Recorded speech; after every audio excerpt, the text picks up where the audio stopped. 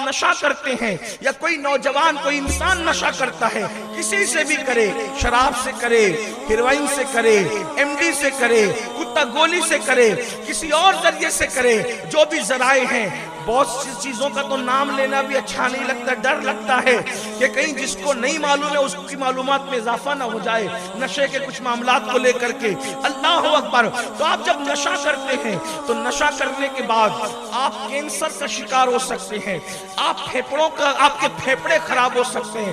ایک بات یہاں یہ بھی عرض کروں، آج ہمارے شہر کے اندر جو ہے وہ عرب دنیا کے کلچر کو کچھ لوگ پرموٹ کرنے کے چکر میں حقہ بھی عام ہو رہا ہے، حالانکہ یہ حقہ آپ کو سگریٹ تک لے جائے گا، اور پھر سگریٹ جو ہے آپ کو بھنگ، چرس اور دوسرے نشے کی طرف لے جا سکتا ہے۔ چھوٹی برائی بڑی برائی کو جنم دیتی ہے۔ اگرچہ حقے کی حرمت کی ہم بات نہیں کرتے، لیکن حقہ بھی آپ کو اس راستے پہ لے جا سکتا ہے۔ نوجوان اس طرف جا رہے ہیں، حقہ پینے والے سگریٹ اور بیڑی کے عادی بنیں گے، اور اس کے بعد پھر انجام بڑا بھیانک ہوگا۔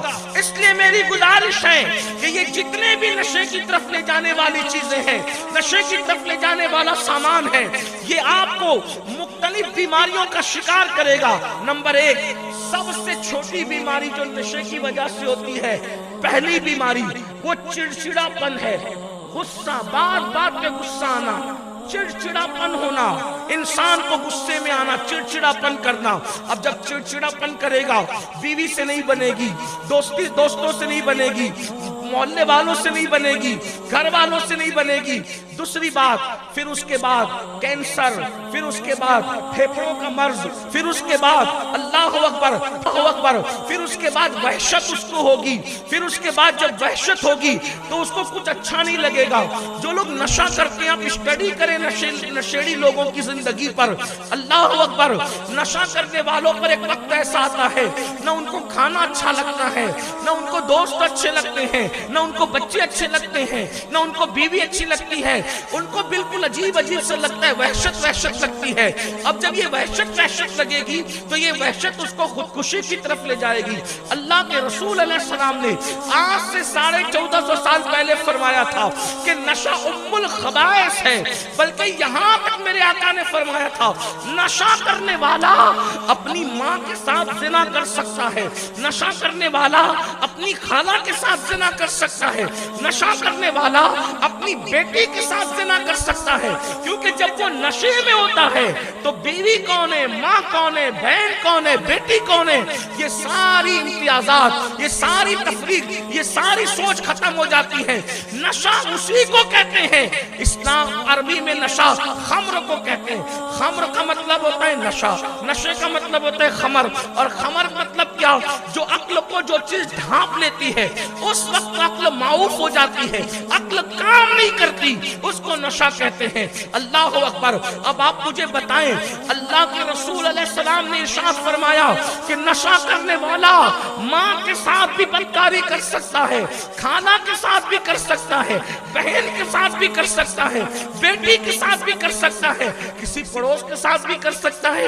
کتنے برائیاں جنم لیتی ہے نشے سے، اللہ اکبر۔ اور پھر میرے آقا صلی اللہ علیہ وآلہ وسلم کے غلاموں، اللہ اللہ، ایک مرتبہ عبد الملک ابن مروان کے دور میں ایک کفن چور نے توبہ کی، اس سے اس کی توبہ کا واقعہ پوچھا گیا تو وہ کفن چور کہتا ہے کہ جب میں قبر کھول رہا تھا تو میں نے دیکھا ایک بندے کا چہرہ قبر میں قبلے سے پھرا ہوا ہے اور اس کی قبر میں آنکھ بھڑک رہی ہے، میں ڈر کے بھاگنے لگا تو آواز آئی، پوچھتا کیوں نہیں کہ اس میں کیوں مبتلا ہے؟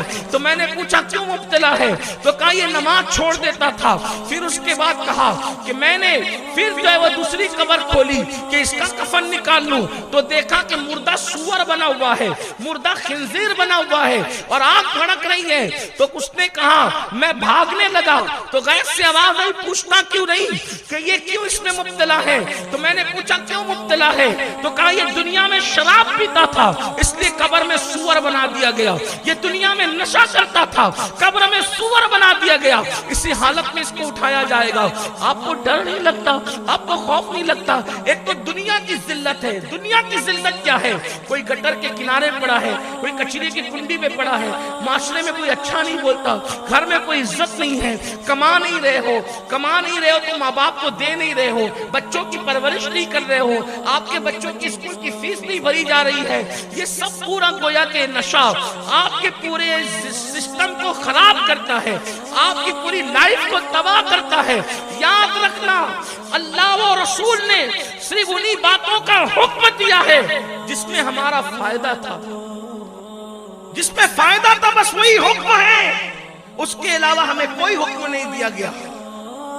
اور ہم اپنے فائدے اور نقصان کا نہیں سوچ گئے۔ جب کینسر میں مبتلا ہوئے تو گھر والوں نے بھی علاج نہیں کرایا، بیوی بھی میکے چلی گئی، بچوں نے بھی چھوڑ دیا۔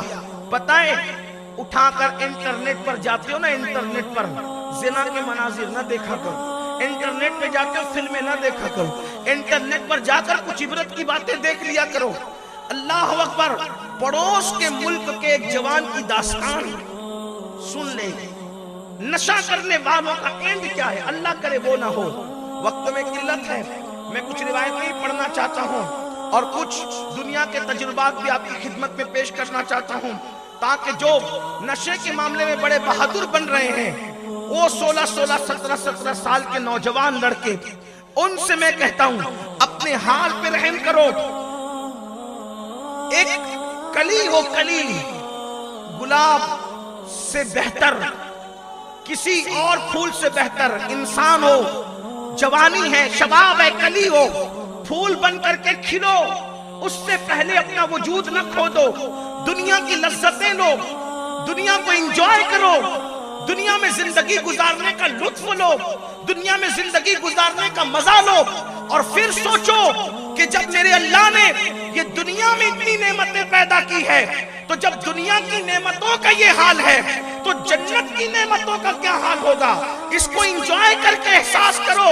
ہم تو دنیا کا کھانا کھا کر اس لیے شکر ادا کرتے مولا، جب بیوی بہن اور ماں کے ہاتھ کا بنایا ہوا کھانا اتنا لذیذ لگتا ہے، تو جس وقت تو کھلائے گا تو اس کھانے کی لذتوں کا عالم کیا ہوگا؟ اللہ اکبر!